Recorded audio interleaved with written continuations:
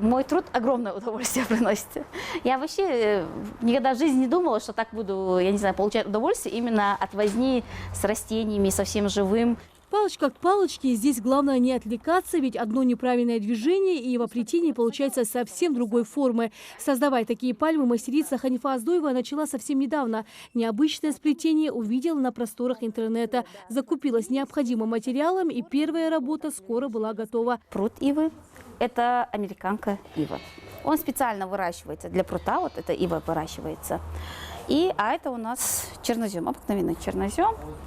И для того, чтобы сплести иву, мы их берем по 3 штуки. Берем 36 прутьев берем.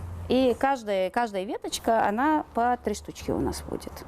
Торф, перлит и осмокот – все эти удобрения необходимы для ивопальмы. Но Ханифа говорит, что ива совсем не капризная, просто любит влагу. Прекрасно приживается на ингушской земле сорт американка. Из таких веточек легче плести, говорит мастерица. В день можно собрать 10 пальмовых деревцев.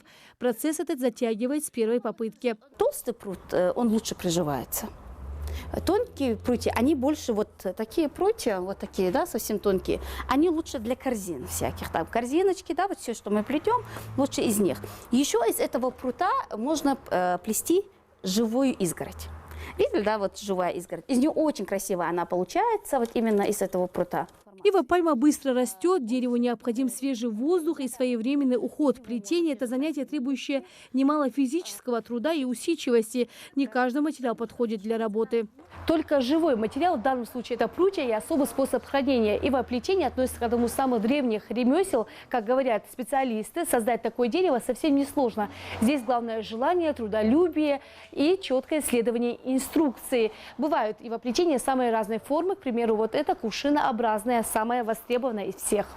Планы на этот год у мастерицы большие. Ханифа выращивает у себя в теплицах разные виды цветов, а совсем скоро появится собственный материал для ивоплетения. Мы уже высаживаем небольшую плантацию этого прута, сейчас высаживаем.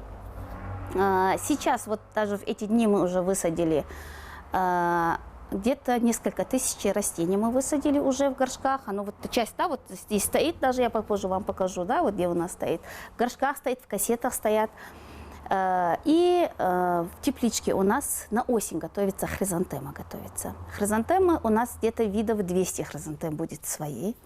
Розы где-то 80 видов роз своей будет. Мастерство традиционных народных промыслов в веке информационных технологий еще занимает уверенное место. Все, что сделано своими руками, намного дороже, как и у каждого мастера. У изделия Ханифа Оздоевой своя изюминка, а самое главное, это дело приносит ей удовольствие и неплохой доход.